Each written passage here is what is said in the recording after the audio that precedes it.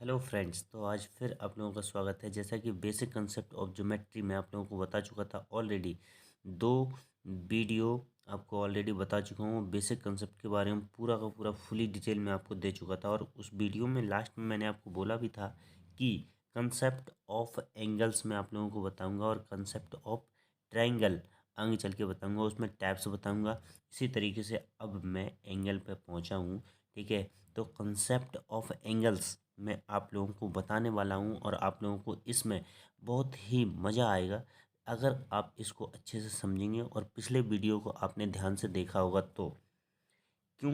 क्योंकि एक्चुअल में ये जो चीज़ें हैं ये रटने वाली कतई नहीं है कि ओनली ऑल समझने वाली हैं। जैसे कि पॉइंट, रेज, ये सारी चीज़ें मैं आपको ऑलरेडी बता चुका था। लाइंस बता चुका था। ठीक है, लाइन सेगमेंट बता चुका था। अब इसमें उन चीज़ों का यूज होगा। चलिए, तो सबसे पहले मैं एक बार आपको रिवाइज करवाता हूँ। जैसे कि अगर मैं आपसे ये पूछता हूँ, ध्यान से सुनिएगा। पिछले वीडियो अगर आपने देखा होगा तो आप इजीली बता सकते हैं कि इसमें अगर मैं आपसे रे की पूछता हूँ, रे, व्हाट इज रे इन दिस फिगर, नेम के साथ बताइए। तो क्या आप इसमें से रे बता सकते हैं कि रे कौन कौन सी हैं? ठीक है, मैंने आपसे रे पूछा है। क्या पूछा है? रे। तो रे आपको मैं बता रहा हूँ, अगर आपको मालूम नहीं है तो देखिए। This is a initial point and that has a and in this रे, राइट। इस रे में ये जो डी है वो एक एंड पॉइंट है। और एंड पॉइंट से अगर हम बात करें ए तक, ठीक है, तो ये जो है एक रे है। ठीक है, और इसी तरीके से सेम अगर मैं बात करूं इधर, ठीक है, क्यों? क्योंकि इंडलेस नहीं है। और इधर देखिए इंडलेस, ये इंडलेस, इसका कोई अंत नहीं है, इंडलेस है। और ये जो पॉइंट है इसका एंड है।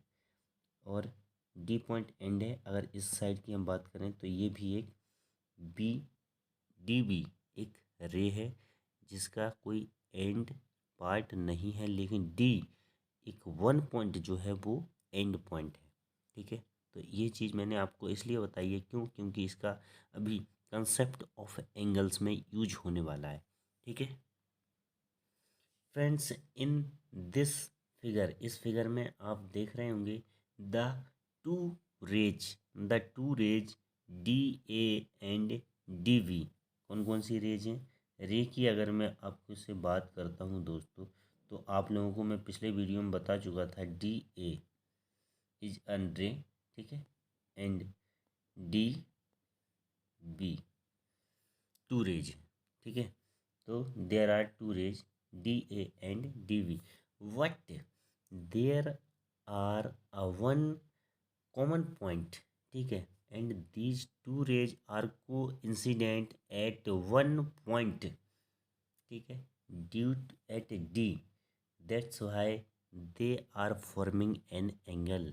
इसलिए ये एक एंगल बना रही हैं। दो रेज अगर किसी एक कॉमन पॉइंट पर मिलती हैं, एक कॉमन पॉइंट पर को इंसिडेंट होती हैं, तो वो एक एंगल बनाती हैं। क्या बनाती हैं? एंगल। तो देखिए, एक कंसेप्ट ऑफ एंगल में फ्रेंड्स हम ये एक्चुअल में बेस ऑफ ज्योमेट्री का ही पार्ट है। ठीक है, बेसिक ऑफ ज्योमेट्री का ही पार्ट है। तो इसमें मैं आपको बता रहा हूँ कि एंगल क्या होता है, वर्टेक्स क्या होता है, आर्म्स क्या होता है। एक्चुअल में एक थर्ड वाला जो वीडियो था उसमें मैं आपको वर्टेक्स भी एक्चुअल में बता चुका था कि वर्टिसेस क्या होते हैं ट्रायंगल के। ठीक है, याद कीजिए आप, ट्रायंगल के, स्क्वायर के, रेक्टेंगल के, उसमें मैंने आपको बताया था कि वर्टिसेस क्या होते हैं। ठीक है, the corner point of a figure in this, उस वाली फिगर में मैंने आपको बताया था कि वर्टेक्स क्या होते हैं। इसी तरीके से एंगल, जैसा कि मैंने आपको एंगल बता दिया है कि if two rays have a one common point and they coincident at one point, that's why these they are make these are making a diagram that is a angle. ठीक है, they are forming an angle. तो ये क्या है? एक angle यहाँ पे बन रहा है। ठीक है, इसलिए इसमें आप ध्यान से सुनिएगा कि इसमें क्या है, एंगल क्या है एक्चुअल में। टू रेज और टू लाइन सेगमेंट अगर हम बात करें टू रेज की या फिर टू लाइन सेगमेंट की विथ एक कॉमन एंड पॉइंट, जिसमें कि एक कॉमन एंड पॉइंट है, ये दो रे हो गई या दो लाइन सेगमेंट होगा जिसका एक कॉमन पॉइंट है और वो एंड पॉइंट है, फॉर्म एन एंगल। ये यहाँ पे क्या बन रहा है, एक एंगल बन रहा है। ठीक है, इस तरीके से हम एंगल बनाते हैं। तो इसमें एक कॉमन एंड पॉइंट भी है। ठीक है, और इसलिए फ्रेंड्स अब हम बात करते हैं, ये तो मैंने आपको बता दिया एंगल, ये जो फिगर डायग्राम बन रहा है वो एंगल है। लेकिन अब अगर बात करें वर्टेक्स की, व्हाट इज वर्टेक्स? वर्टेक्स क्या है? The common end point of the two rays, the common end point जो इन दोनों से मिलके, दोनों रे से मिलके एक कॉमन पॉइंट बना है, दोनों लाइन सेगमेंट से मिलके एक कॉमन पॉइंट बना है, कौन सा? डी। तो ये क्या है? ये वर्टेक्स है। This is vertex. ठीक है, ध्यान से समझते जाइएगा। अब मैं बात करता हूँ आपसे आर्म्स की। What is arms? आर्म्स माने क्या होता है? वैसे हिंदी में आपने पढ़ा होगा, आर्म माने बाँह या फिर भुजा, हिंदी में पढ़ा हुआ होगा। आर्म्स माने क्या होता है? बाँह या भुजा। टू लाइन सेगमेंट और टू रेज, इसमें क्या है?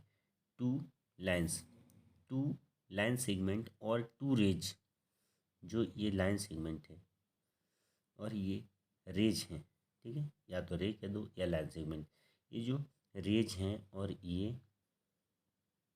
एक कॉमन पॉइंट है, एक कॉमन पॉइंट से जो दो रेज निकली हुई हैं, इनको हम क्या बोलते हैं? एंगल में आर्म्स बोलते हैं। क्या बोलते हैं? आर्म्स। ठीक है, तो आप ध्यान दीजिएगा कि जो एंगल रहता है, ठीक है, एंगल में जो दो रेज रहती हैं, एंगल में जो दो रेज हैं, these are called the arms. There are two lines, two rays, two line segment in an angle are called the arms. इनको हम arms बोलते हैं, लेकिन इनमें भी एक कंसेप्ट छिपा रहता है दोस्तों। इनमें आर्म्स तो हम बोलते हैं, लेकिन इनमें ये देखिए कि नाम क्या होता है। ठीक है, ध्यान से देखिए, आर्म्स को हम साइड भी बोल सकते हैं। तो इसमें डी क्या है? D is the vertex. D एक वर्टेक्स है और ये क्या है? ये एक इनिशियल साइड हो गई।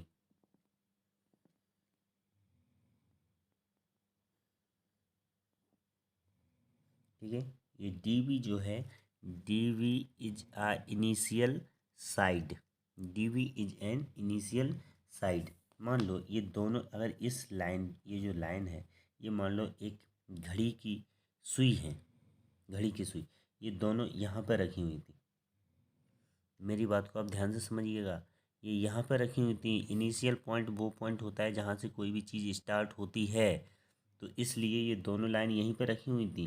अब यहाँ से जब ये बढ़ेगी इधर की साइड, ठीक है, तो मान लो हमने इसको इतना खोल दिया है, इसको इतना खोल दिया है, तो आप समझ सकते हैं। एग्जाम्पल आप ले सकते हो, कंपास का भी आप एग्जाम्पल ले सकते हो। जैसे कंपास था, मान लो कंपास को हमने ऐसे ओपन कर दिया इतना, ठीक है, तो इसका जो इनिशियल साइड है, दोनों इनिशियल साइड पहले रखी हुई थी, इसके बाद ये ओपन हो गई। तो ये जो दूसरी आर्म्स है, इस दूसरी आर्म्स को हम क्या बोलते हैं? वन, एक आर्म्स को इनिशियल साइड बोला जाता है और एक को टर्मिनल साइड। ठीक है, क्या बोलते हैं इसको? Terminal side. अभी आपको ये वाली चीज़ समझ में आ गई होगी कि इनिशियल साइड से ही टर्मिनल साइड ओपन होती है एंगल की, उसके बाद ये एंगल बन जाता है। जब ये टर्मिनल साइड ओपन होती है, देखिए यहाँ से एंगल बनना स्टार्ट हुआ, इतना खुला तो इतना बड़ा, इतना खुला तो इतना एंगल। इसके बाद यहाँ आई, अगर ये टर्मिनल साइड यहाँ पे आ गई तो ये 90 डिग्री का एंगल। इसके बाद यही टर्मिनल साइड अगर इधर गई तो 120 अप्रॉक्स। अगर ये टर्मिनल साइड बिल्कुल एकदम लाइन में आ गई, इक्वल लाइन में, अपोजिट डायरेक्शन में, तो दैट इज अ 180 का एंगल बन जाता है। कितने का? 180 डिग्री का, राइट। वापस अगर वहीं पहुंच जाती है ये टर्मिनल साइड घूम के, इस तरीके से घूम के, तो ये क्या? 360 डिग्री का एंगल बन जाता है, राइट। तो इसलिए ये कंसेप्ट क्या है, एंगल में जो कंसेप्ट छपा हुआ, तो वो मैं आप लोगों को बताने की कोशिश कर रहा हूँ कि ये जो है इनिशियल साइड है एक। ठीक है, जैसे कि देखो, मान लो जो लाइन है ऊपर नहीं थी, इसी लाइन के ऊपर ये पॉइंट था एक डी पॉइंट ये था बी। ठीक है, बी पॉइंट जब ये ओपन हुई हल्की सी, ठीक है, हल्की सी ओपन होने के बाद मान लो इस तरीके से, तो आप देख रहे हो जब ये ओपन होगा तो ये जो इनिशियल साइड थी, इनिशियल के बाद ये कौन सी हो गई, टर्मिनल साइड, दो आर्म्स हो गई ना, तभी तो एंगल बना है। ठीक है, अब इसमें नेमिंग की अगर मैं बात करूं, एंगल को नेमिंग किस तरीके से दिया जाता है, तो वर्टेक्स पे ध्यान दीजिएगा दोस्तों, जो वर्टेक्स पे एंगल बनता है उसको हमेशा सदैव वर्टेक्स को हमेशा बीच में रखते हैं। एंगल लिखते समय ये बात ध्यान रखिएगा कि वर्टेक्स को हम हमेशा बीच में ही रखेंगे। जो वर्टेक्स है उसको हम हमेशा always we will always put the vertex at the middle when we represent the angle. जब हम रिप्रेजेंट करते हैं एंगल को तो हम इस पॉइंट को, जो वर्टेक्स है, उसको सेंटर में ही रखते हैं, बीच में। तो इसको हम डिनोट कैसे करेंगे, जैसे मान लो एक एंगल बना है ए डी बी, इस तरीके से इसको रिप्रेजेंट करेंगे। ठीक है, तो यहाँ पे इसका मतलब ये हुआ कि ए एक आर्म हो गई, बी एक आर्म हो गई, और इन दोनों का एक जो पॉइंट है, मिडिल पॉइंट है, वो डी है।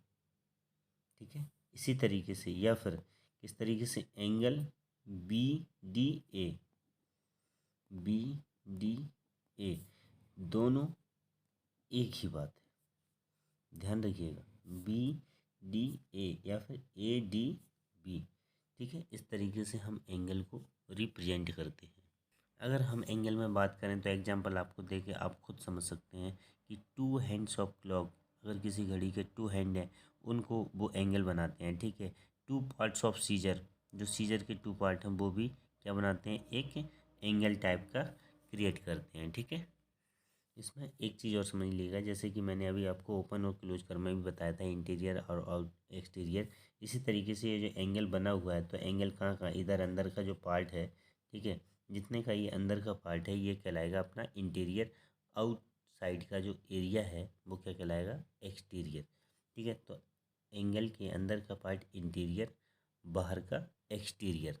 ठीक है, चलिए अब हम आते हैं अगले टॉपिक पे, टाइप्स ऑफ एंगल पे। ठीक है, तो टाइप्स ऑफ एंगल में जैसा कि मैं आपको बता चुका था कि वर्टेक्स कौन सा है, इनिशियल साइड कौन सी है, टर्मिनल साइड कौन सी है। अब इसमें अगर मैं बात करूँ आपको टाइप्स ऑफ एंगल की, ठीक है, तो एंगल का जैसे कि मेजरमेंट जो होता है वो प्रोट्रैक्टर के जरिए होता है। ठीक है, किसके जरिए, प्रोट्रैक्टर नाम का एक वो रहता है ज्योमेट्री बॉक्स में। ठीक है, उसके जरिए हम क्या है, ये मेजरमेंट करते हैं एंगल का। इसी तरीके से इनिशियल पॉइंट और टर्मिनल साइड ये रहती है।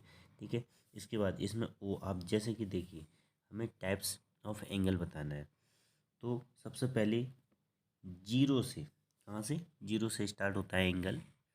If any angle is greater than zero, if any angle is greater than zero but smaller than 90 degree. ठीक है, तो उसे हम क्या देते हैं, एक्यूट एंगल, वो होता है अपना एक्यूट एंगल।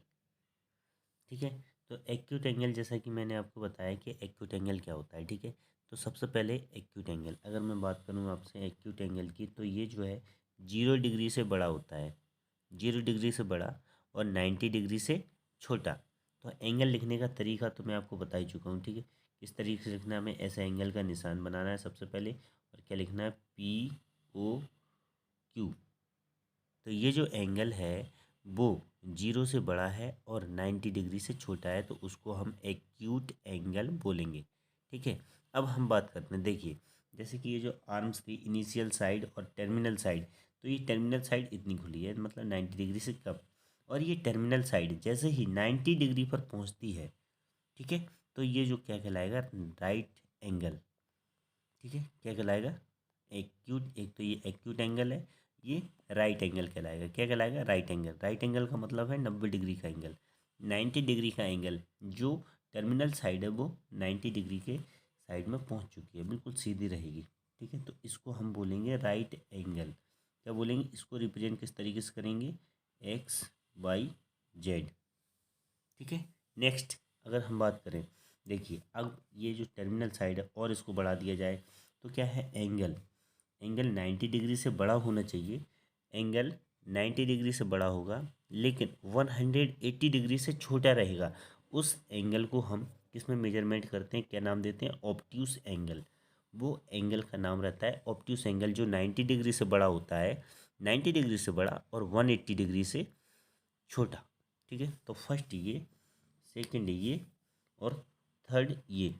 ठीक है, तो इसको भी हम नाम क्या देंगे, एंगल बना के पी ओ क्यू। ठीक है, नेक्स्ट अगर हम बात करें, अब ये जो है टर्मिनल साइड, टर्मिनल साइड बिल्कुल एकदम सीध में आ जाती है किसके, इनिशियल साइड के। तो वो साइड, तो इसमें क्या होगा, जो दोनों रेज हैं वो दोनों सेम आ जाती हैं, तो ये 180 डिग्री का एंगल बनाती हैं।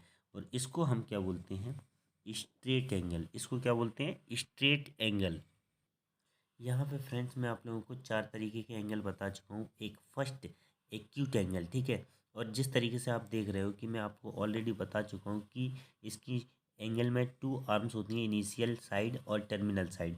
जब ये जरा सी ओपन हुई तो एक्यूट एंगल बन गया। लेकिन एक चीज़ आपने सोची है कि अगर मान लो terminal side just initial side के ऊपर ही रहती है, इसका मतलब वो जीरो एंगल बनाएगी, तो उसको क्या बोलेंगे, जीरो एंगल। मैंने एक्चुअली आपको वो बताया नहीं है, लेकिन आपको ऑलरेडी समझना चाहिए, वो भी एक एंगल रहता है। ठीक है, तो जीरो एंगल भी बनता है। जीरो एंगल कब बनेगा, जब इनिशियल साइड के ऊपर ही टर्मिनल साइड होगी, बिल्कुल ओपन नहीं होगी, तो वो जीरो एंगल बनाएगी। उसको हम क्या बोलते हैं, जीरो एंगल। जीरो डिग्री का एंगल बनता है वहाँ पे। जब ये थोड़ी ओपन होती है तो एक्यूट एंगल, उससे ज़्यादा ओपन होती है तो 90 डिग्री का, और उससे जैसे 90 डिग्री से बड़ा एंगल हो और 180 डिग्री से छोटा हो, इन दोनों के बीच में हो, तो उसको क्या बोलेंगे, ऑब्ट्यूस एंगल। ठीक है, जस्ट उसके बाद में एक एकदम एकदम सीध में आ जाती हैं जब दोनों ये जो और उसको बड़ा हो जाए, ऑब्ट्यूस एंगल से भी बड़ा, इसका मतलब पूरा का पूरा फुल स्ट्रेट एंगल बन जाता है। ठीक है, स्ट्रेट एंगल। अब एक चीज़ और ध्यान रखिएगा, जब इससे भी और बड़ा अगर एंगल बनेगा तो 180 डिग्री से बड़ा, कितने से, 180 डिग्री। ठीक है, 180 डिग्री से बड़ा एंगल जब बनेगा इसमें, और 360 डिग्री, 360 डिग्री से छोटा, 360 डिग्री से छोटा, उसको हम बोलते हैं ऑप्ट्यूज, कौन सा, ऑप्ट्यू, इसमें रिफ्लेक्स एंगल। क्या बोलेंगे, रिफ्लेक्स एंगल। ठीक है, अभी इसमें कम से कम वन, देखिए फर्स्ट ये हो गया, सेकंड ये हो गया इससे बड़ा, इससे बड़ा थर्ड ऑप्ट्यूस एंगल, इससे बड़ा स्ट्रेट एंगल, इससे भी बड़ा एक और है रिफ्लेक्स एंगल, उसके बाद एक है कंप्लीट एंगल। इसका मतलब आपके लिए टोटल 6 एंगल और एक जीरो एंगल, मतलब 7 एंगल।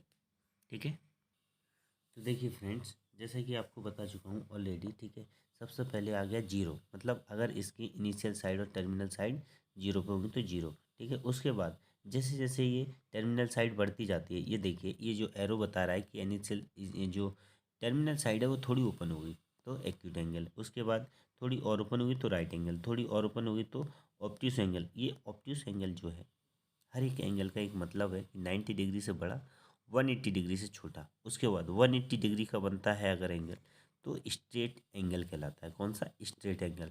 उसके जस्ट बाद एक आता है रिफ्लेक्स एंगल, जो 180 डिग्री से बड़ा होगा। ध्यान रखिएगा, 180 डिग्री से बड़ा लेकिन 360 डिग्री से छोटा होगा, वो एंगल कहलाएगा अपना रिफ्लेक्स एंगल। कौन सा, रिफ्लेक्स एंगल। जस्ट उसके बाद अब देखिए, ये एंगल लिखने का तरीका तो एक ही है, POQ, तो ये भूलना नहीं है। ठीक है, इसी तरीके से एक कंप्लीट एंगल। कंप्लीट एंगल क्या होगा कि जो टर्मिनल साइड थी, जैसे घड़ी की सुई है, वो चारों साइड इस तरीके से घूम के जस्ट वहीं पर आ जाती है, तो ये जो एंगल बनेगा वो 360 डिग्री का बनेगा, जिसको कंप्लीट एंगल कहते हैं।